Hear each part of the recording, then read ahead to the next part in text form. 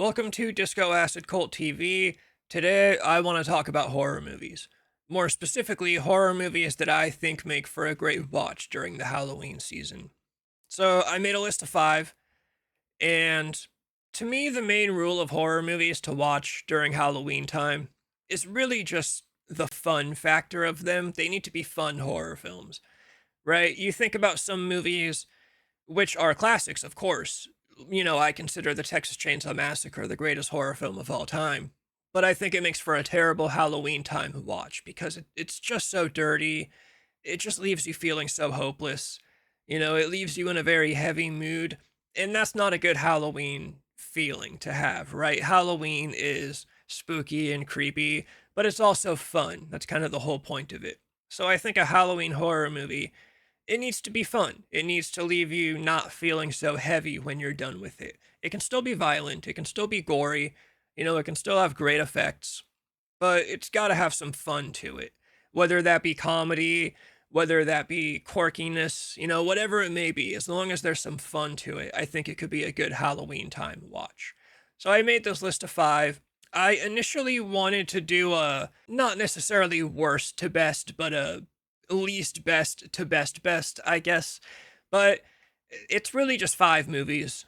There's not necessarily a ranking or a reason to them. Although I will say number 1 is a personal favorite of mine all year round. So number 1 was always going to be number 1 on this list. But overall, all 5 of them I think are perfect to watch around Halloween time. Just to add in a little bit of an extra rule, I think, to make it not too easy. I've excluded any of the actual Halloween movies, right? No Michael Myers. Although I will say, if I was going to pick any of the Halloween movies to put on this list, it might be a crazy take, but I think it would be Halloween 3. I really think Halloween 3 kind of nails that Halloween season vibe the best out of all the Halloween movies. I know Halloween 4, the opening credits, is of course a perfect representation of a Midwest Halloween time. Of course, the original Halloween, everyone loves to watch that around Halloween time. But I will say, Halloween 3, man, that movie really pulls off the Halloween season time like no other movie does. But there will be no Halloween movies on this Halloween movie ranking, just to make it a little bit more difficult, to make it a little bit more interesting. But let's get into it. Hopefully you guys like it. If you agree, if you disagree, please pop off in the comments and let's roll. So starting off with number 5, we're actually starting off with a pretty big exception to the rule, and number 5 is the original Frankenstein, the 1931 classic, one of the greatest horror films of all time, one of the greatest films of all time, one of the Universal Monster classics. The reason I call this an exception to the rule, right, the rule being that Halloween movies have to be fun, is that Frankenstein is really not a fun movie, especially in subject matter and content. I mean, this movie starts off with a grave robbing scene. The first time you meet Dr. Frankenstein, he is in a grave, digging up body parts for his experiment. Very dark stuff. You have the killing of the little girl when Frankenstein's monster throws her into the lake. And you gotta think, one of my favorite things to do when I watch these old horror films is I try to put myself into the mindset of the audience at that time. You gotta think, only a few years prior did these people get movies with actual audio and dialogue coming out of people's mouths. Now all of a sudden, it's 1931, you're watching this monster throw this little girl into a lake where she drowns. It must have been terrible. But the reason it works as an exception to the rule is just because of how much it's aged. These old black and white movies kind of inherently are fun to watch, no matter how dark in subject matter they may be, just because of how old they are. They have this sense of fun to them. And on top of that, Frankenstein's monster really is basically synonymous with Halloween now. I mean, you walk down any Halloween decoration aisle in any store, you're gonna see the monster's face. Frankenstein might as well be synonymous with the holiday itself. I would say even more so than Michael Myers from the Halloween franchise. Frankenstein's monster's face pretty much has a monopoly in the Halloween decoration aisle. he's just been around for so long. You don't think about Halloween without thinking about the monster. So I think the Frankenstein movie, the original, the classic, it works perfectly as a Halloween time watch. One of the reasons I have it down at number 5 is I do understand that old black and white movies are not for everybody. There are some people that just can't watch them. If you're one of those people, I'd push you a little bit and say, try it out. Try some of the other ones maybe. Maybe Frankenstein isn't your favorite. Frankenstein happens to be my favorite. He's my favorite monster out of the classics. I think the movie is the best movie overall out of all the classics. Maybe you just haven't found the one you like, Keep digging. And I mean, the black and white stuff goes all the way through the 50s, right? There's a lot of the fun kind of sci-fi horror movies in the 50s that are also in black and white and that are also fun to watch. But either way, number 5, we got Frankenstein, the original, the classic, one of the greatest of all times. And moving on to number 4, I actually have Creepshow, 1982. I think most horror fans would call this the quintessential anthology horror film, directed by George Romero, written by Stephen King, two of the greatest horror legends of all time. It's just a fun movie overall. 5 short stories. They're all really good. I've seen people try to rank the 5 short movies themselves. Everyone's got their favorites, but I often see people having a hard time picking between the 5 because they are all genuinely really good. The first one, you have a story of this father who is terrible to his family and he is murdered by his daughter, and it's really a family drama kind of horror film. There's a lot of, it goes all the way around. All the family has drama with each other.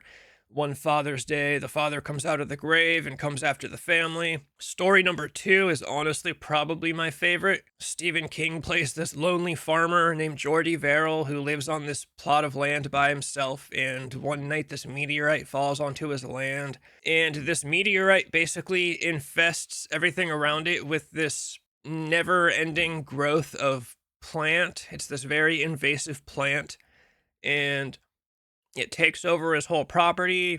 It even starts growing on him to the point that he cannot live comfortably anymore. He ends up shooting himself. It's a very dark movie, but it's honestly hilarious. And all the credit there goes to Stephen King. He is literally the star of this short film. Next, we have the story of this man whose wife is cheating on him with some other man, and this guy goes out seeking revenge. He gets the two of them. He buries them neck deep in sand on a beach, and the waves, come up and drown these two people.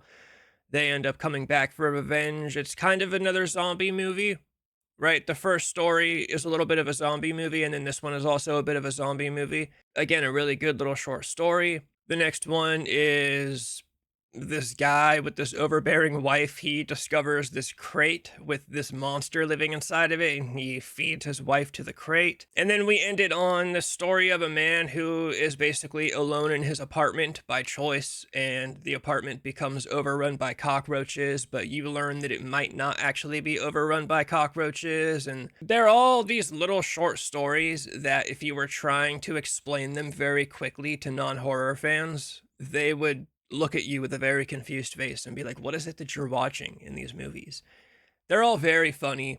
This movie is very good at walking that line between dark and humorous. And I think because of the humor, kind of the wackiness of it, it works perfectly for a Halloween time movie. It'll get you right into the Halloween spirit.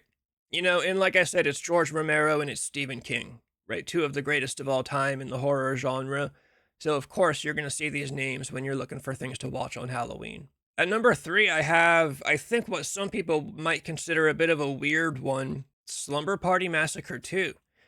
I am obsessed with this movie for the most part. It's this very strange movie. It's basically a slasher, but it's also very supernatural in the way that for like 3/4 of the movie, you only see the villain in the head of the main protagonist. She's basically having these visions and these dreams of this villain.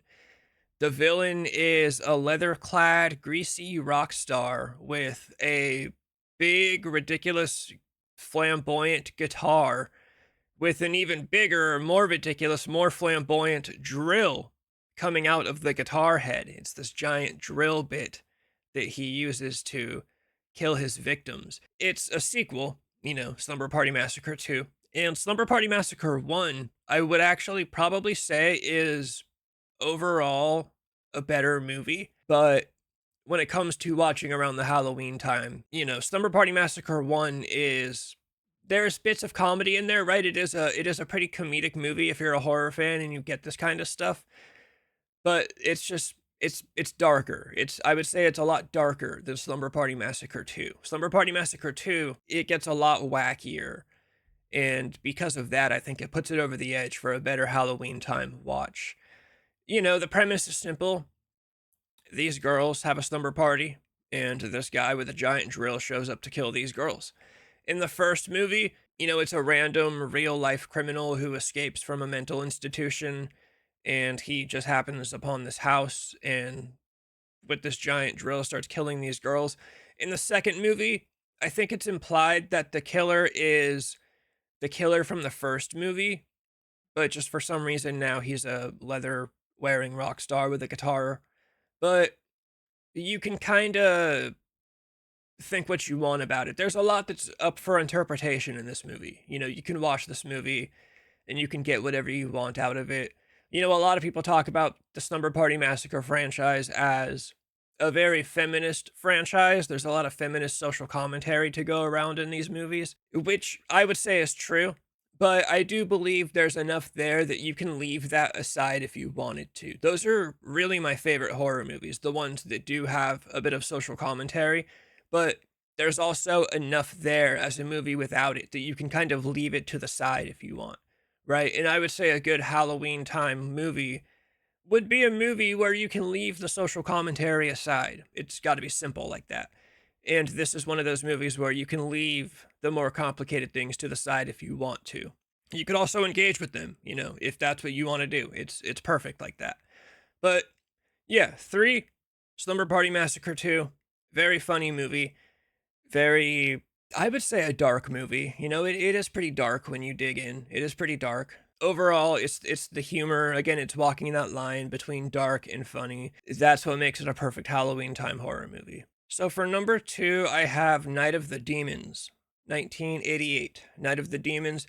As you can see behind me, we are big fans of Linnea Quigley on Disco Acid Cult TV. So I had to get a Linnea Quigley movie in here. And realistically, even if she wasn't in this, Night of the Demons is a perfect Halloween movie. First of all, it is an actual Halloween movie. It does take place on Halloween night. It's basically Evil Dead if Evil Dead took place in an abandoned mortuary. It's these teenagers, they want to have a party on Halloween night. They decide they're going to do it in this abandoned morgue in town. They are partying in there. They decide they're going to hold a seance. And of course, while they're performing the seance, seance shit starts happening. It's basically a fuck around and find out type of movie. What did you think was going to happen? These kids start getting possessed. They start killing each other. It goes off the walls pretty quick.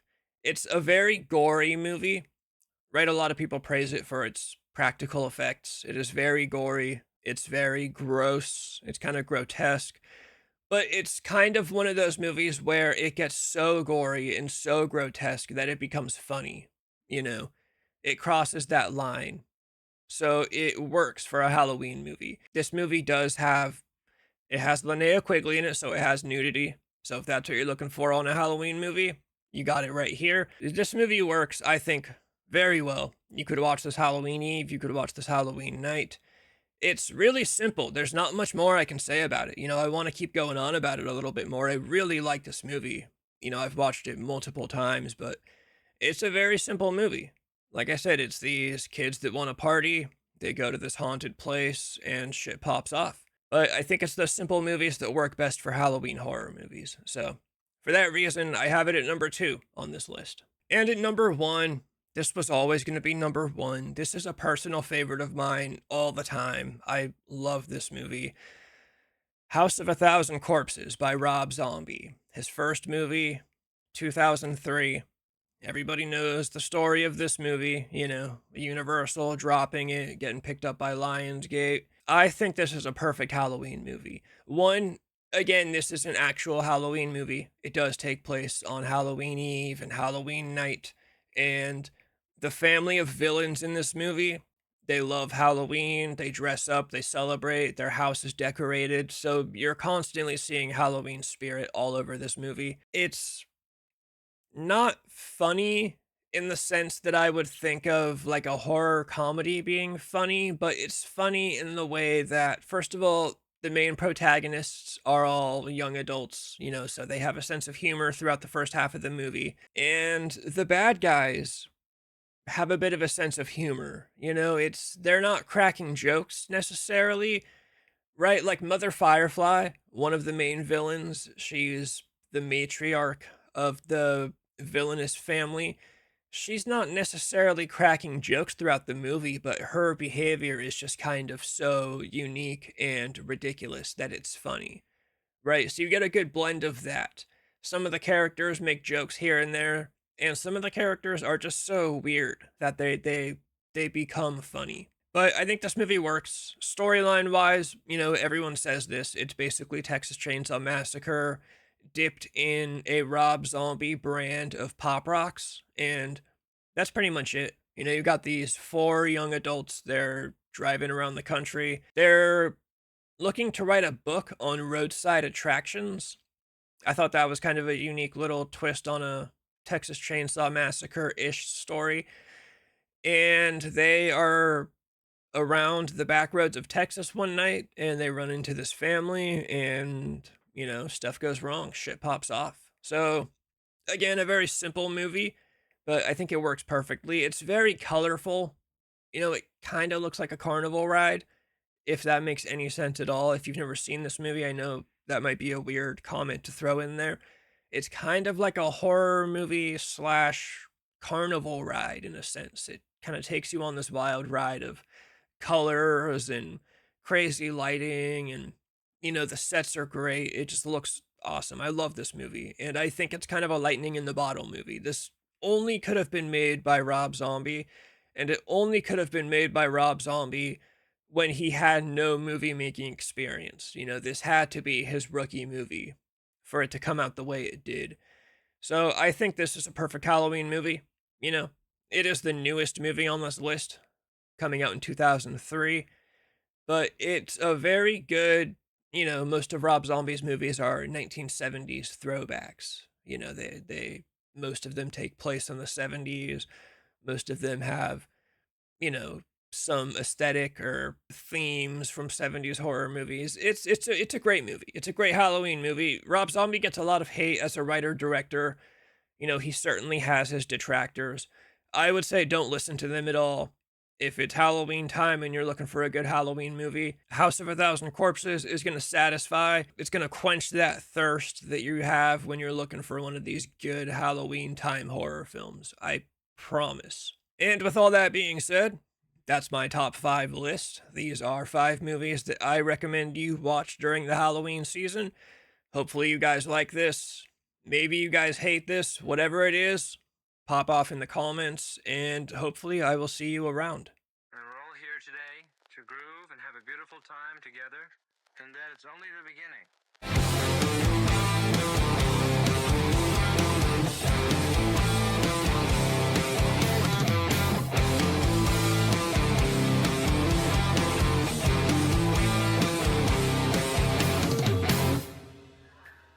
Sometimes I think I'm drunk and then I realize I am drunk.